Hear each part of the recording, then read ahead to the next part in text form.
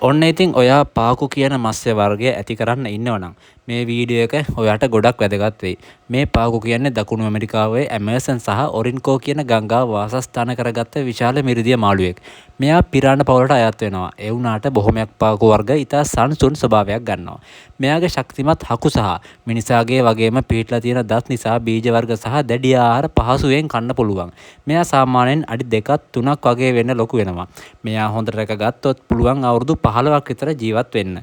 මෙයා ඇති කරන ටැංකියේ ජලයේ උෂ්ණත්වය සෙල්සියස් අංශක 24ත් 28ත් අතර වගේම pH එකය 6.5ත් 7.8ත් අතර තියෙන්න ඕන.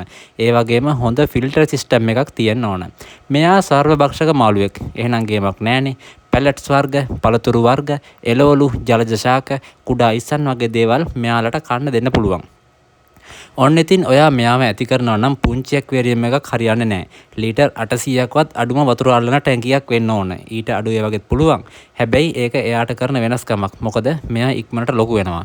මෙයා ගන්න කලින් මෙය ගැන ටිකක් වැඩියෙන් හිතන්න.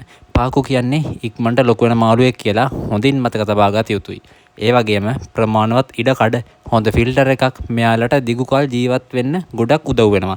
ඉතින් හැමෝම හැමදාම කියන වගේ මෙයාලා ලොකු වුණාම ස්වභාවික ඇලදොල වලට දාන්න එපා.